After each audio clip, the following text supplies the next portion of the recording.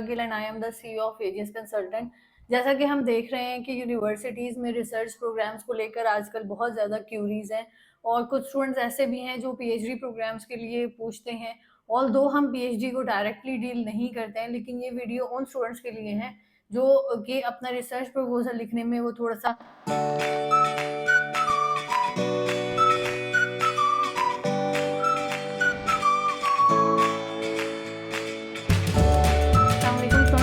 सातिका Gill and I am the CEO of Aegis consultant. जैसा कि हम देख रहे हैं कि यूनिवर्सिटीज़ में रिसर्च प्रोग्राम्स को लेकर आजकल बहुत ज़्यादा क्यूरीज हैं और कुछ स्टूडेंट्स ऐसे भी हैं जो पीएचडी प्रोग्राम्स के लिए पूछते हैं। ऑल्दो हम पीएचडी को डायरेक्टली डील नहीं करते हैं, लेकिन ये वीडियो उन स्टूडेंट्स के लिए है जो कि अपना रिसर्च प्रपोजल लिखने में वो थोड़ा सा उनको गाइडलाइन चाहिए कि उनको किस तरह का रिसर्च प्रपोजल लिखना चाहिए। और रिसर्च प्रपोजल जो है ये आपका एक की एलिमेंट होता है जब भी आपने पीएचडी के लिए अप्लाई करना है या मास्टर्स बाय रिसर्च के लिए अप्लाई करना है। यूके में कुछ यूनिवर्सिटीज़ हैं जो कि आपको उसके ऊपर रिसर्च प्रपोजल नहीं मांगती है, लेकिन ये कि आहिस्ता-आहिस्ता कुछ ऐसी यूनिवर्सिटीज़ हैं वो कहती हैं कि पहले आप अपना जो है रिसर्च प्रपोजल एक्सेप्ट करवा लें, आप यूनिवर्सिटी में किसी भी प्रोफेसर से एक्सेप्टेंस ले लें, देन फिर हम आपकी एप्लीकेशन फर्दर प्रोसीड कर लेंगे। तो फिर आपने रिसर्च प्रपोजल लिखना क्यों है और इसकी रीजनिंग क्या होती है? सबसे पहले तो जब भी एक रिसर्च प्रपोजल की बात आती है उसका ये हरगिज़ मतलब नहीं है कि ये जस्ट एक पीस ऑफ पेपर है या एक डॉक्यूमेंटेशन को कंप्लीट करने का एक जनरल सा कोई डॉक्यूमेंट है।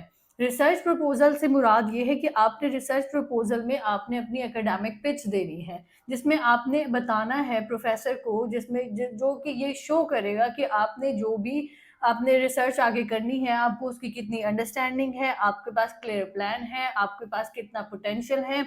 उसके बाद आपने रिसोर्सेज में आपने मतलब जब भी आप अपना रिसर्च प्रपोजल लिखते हो फिर आपने उसमें ये चीज़ें ऐड करनी है कि जो आपने वहाँ पर यूनिवर्सिटी के अंदर आप क्या देख रहे हो कि वहाँ की फैकल्टी, वहाँ की लैब आपको कैसे आपकी बेनिफिशियल रह सकती है आपके रिसर्च के लिए। तो बेसिकली अगर हम बात करें, आपकी एकेडमिक पेज की बात हो गई है, आपको डीपली अंडरस्टैंडिंग होनी चाहिए आपके टॉपिक की और आपने जो आपका जो रिसर्च होता है उसकी, और अगेन आपने जो मीनिंगफुल मतलब कि आप किसी भी यूनिवर्सिटी में अपना रिसर्च प्रपोजल आप सेंड कर रहे हो तो उसमें आपने उनको बताना है कि जो आपकी जो रिसर्च होगी वो कितनी मीनिंगफुल होगी, यूनिवर्सिटी को उसका क्या फ़ायदा होगा। आपने इस तरीके से मतलब इसमें 2 मेन क्वेश्चन आ जाते हैं कि does this student have research potential. आपने अपने रिसर्च में आपने हमेशा उन्होंने क्या चीज़ आपकी तरफ से देखनी है, उन्होंने ये देखना है कि आपके पास रिसर्च करने का पोटेंशियल है भी या नहीं।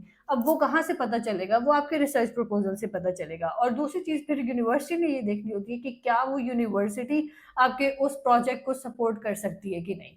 तो ये दोनों चीज़ें हैं, आपने इन दोनों चीज़ों को अलाइन करके, इन दोनों चीज़ों के मामलात को देखकर फिर आपने आगे करना है। मतलब कि ऐसे कि मोस्टली क्या होता है कि मैंने देखा है स्टूडेंट बताते भी हैं कि हमने इतना रिसर्च प्रपोज़ल भेजा है, लेकिन उसके बावजूद वहाँ से जवाब नहीं आ रहा।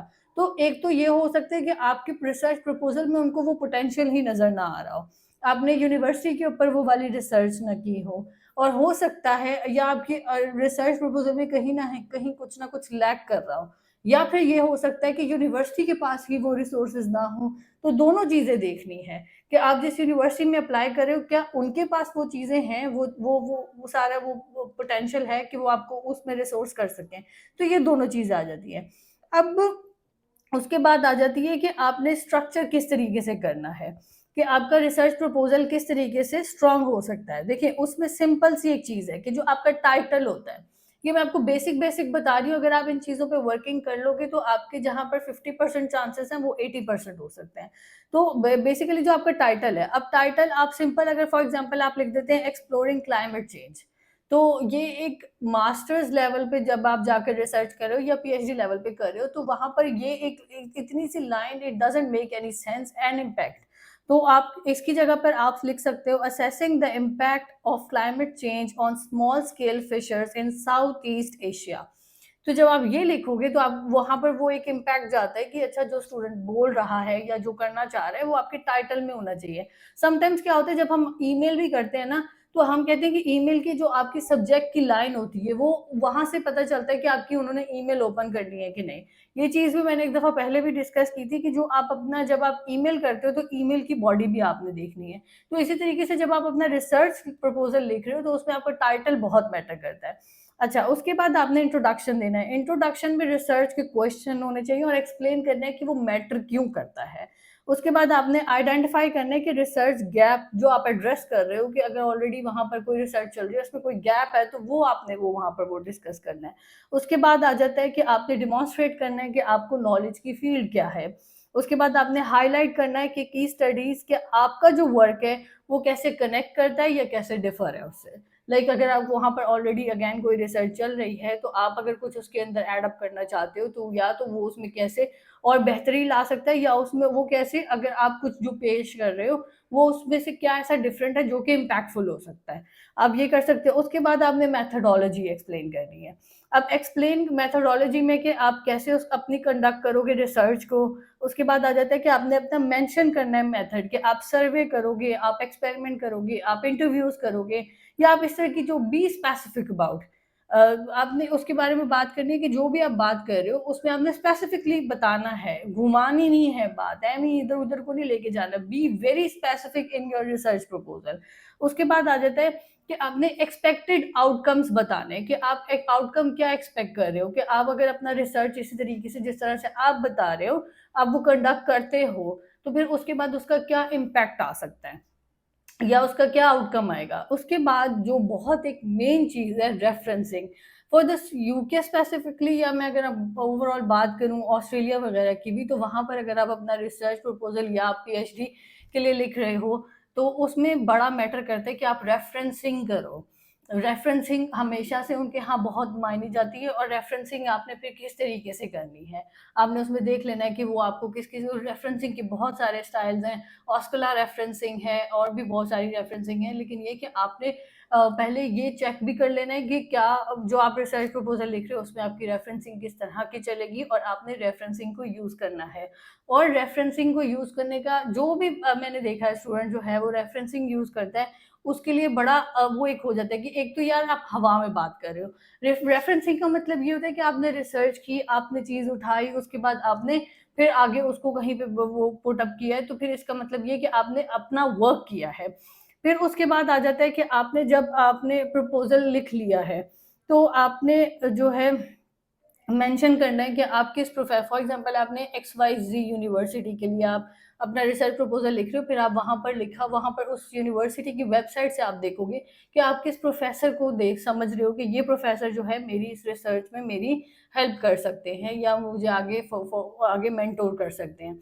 तो उसमें आप इस तरह की लाइन ऐड कर सकते हैं, this research alliance with professor X Y Z work on X Y Z project. और या फिर आप मेंशन कर सकते हैं यूनिक यूनिवर्सिटी की रिसोर्सेज, जैसे मैंने पहले बताया, आप उनकी लाइब्रेरी के बारे में बात कर सकते हैं, आप उनकी लैब्स के बारे में, आप इनके इक्विपमेंट के बारे में, जो भी आपका रेलेवेंट है आपकी स्टडी से, आप उसके बारे में बात कर सकते हैं। अब इसमें ये सारा कुछ करेंगे तो यहाँ से ये पता चलेगा कि आप एक सीरियस एप्लीकेंट हैं, आपने अपना वर्क किया है, आपने प्रोफेसर रिसर्च किया, आपने यूनिवर्सिटी रिसर्च की है, आपने अपना टॉपिक रिसर्च किया, आपने उसके आगे जो उसका काम करना है, आपने उसके ऊपर पूरी आपकी एक आपके पास आगे फर्दर कोर्स ऑफ एक्शन है। उसके बाद हम बात करते हैं राइटिंग टिप्स के ऊपर। देखिए, क्लैरिटी हमेशा, मैंने आपको पहले बोला कि आपने बहुत स्पेसिफिक रहना है, उसके साथ आपने क्लैरिटी भी देनी है। अब आपने सिंपल प्रोफेशनल लैंग्वेज यूज़ करनी है जो कि ईज़ी टू अंडरस्टैंड हो। बहुत ज़्यादा यहाँ पर आपने वो हैवी आइट्स का पेपर नहीं देना।